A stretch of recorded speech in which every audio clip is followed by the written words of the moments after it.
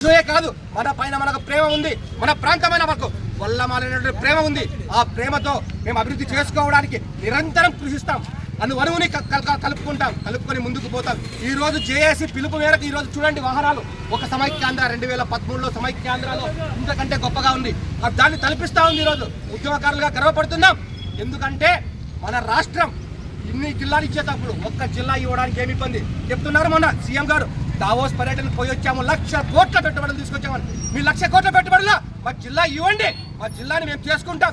చేతి వృత్తులు నిన్న కూర్చున్నటువంటి మహమ్మదీయులు ఎవరైతే ఉన్నారో వాళ్ళందరూ ఆదోళన మహిళలు ఏం చేస్తారు తెలుసా? ఊది కడ్డీలు చేతి వృత్తులు వ్యాపారం చేస్తారు, అలాగే బీడీలు చుడతారు. ఇక్కడ ఉన్నటువంటి వాళ్ళు చేతి కాయగూరలు చేస్తారు.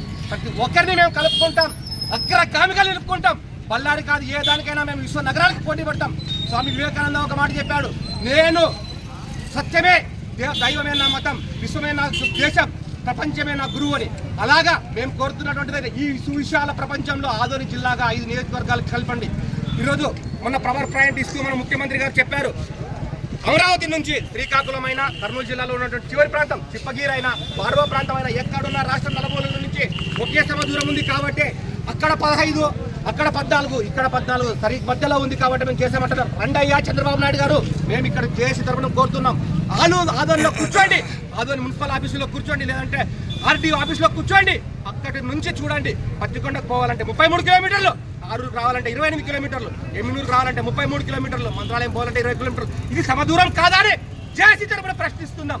మేము కోరుతున్నది ఒకటే, పాలకులను యాచించే రోజులు పోయాయి. మెడలు వంచి జిల్లా సాధించుకుంటాం, అగ్రగామిగా నిలబడతాం. ఈ రోజు విజయవాడలో ఏమైనా అభివృద్ధి చెందింది అంటున్నారు. అక్కడ ఏమైనా పెన్షన్లు వికలాంగులకు 4,000, వృద్ధులకు 2,000, పడుకున్నటువంటి వాళ్ళకి 5,000 ఇస్తున్నారా? అక్కడ ఇచ్చే పెన్షన్ అదే. ప్రతి నాయకుడు మాట్లాడుతున్నాడు, ఆలూరు వెనకబడిందని. ఎందుకు వెనకబడ్డాం? కర్ణాటక నుంచి వచ్చే తప్పుడు స్వాగతం పలికే ప్రాంతం మా ఆలూరు అని నిరూపించడానికి సిద్ధంగా ఉన్నాం. నాయకులు తప్పు చేశారేమో, ప్రజలు తప్పు చేయలేదు. ప్రతిరోజు చెప్పడమే ఆలూరు వెనకబడింది, ఆలూరు అభివృద్ధి చేస్తాం, ఆలూరు వెనకబడిందని. ఆలూరు వెనకబడలేదు, ఆలూరు స్వాగతం పలికే ప్రాంతంలో ఉంది. మీ చూపులు వెనకబడ్డాయి. మీరు అక్కడి నుంచి చూస్తే చూపు ఇక్కడ చివరిలో కనపడుతుంది. ఇక్కడి నుంచి రండి, ఈ చూపు ప్రారంభంలో కనపడుతుంది.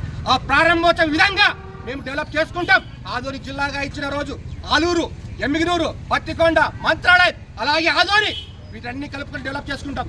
దానితో పాటు ఒకప్పుడు రాష్ట్రం విభజన అయినప్పుడు, దేశ స్వతంత్రం వచ్చినప్పుడే మనకు ఆదోనిలో పరిశ్రమలు ఉన్నాయి.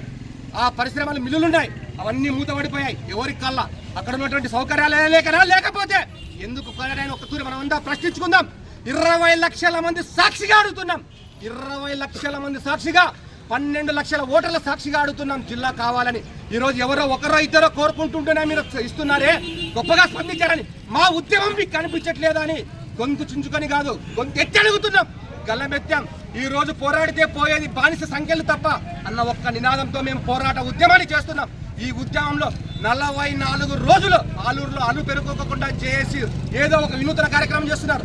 అందరూ ప్రపంచంలో జనవరి 1 చేసుకుంటే నేను కమలాకర్ రాయ్ అనేవాడిని ఆది మానవుడు వేసుకొని కూర్చున్నాం. ఆ రోజు ఎందుకు కూర్చున్నామంటే ఈరోజు వెనక్కిపోతున్నాం. ఈ టెక్నాలజీని ముందుకు తీసుకువెళ్తున్న క్రమంలో మనం ఎందుకు అభివృద్ధి చేసుకోలేం? ప్రతి ఒక్కరూ చెప్పేదే వర్క్ ఫ్రమ్ హోమ్ అని. ఆ వర్క్ ఫ్రమ్ హోమ్ కాదు,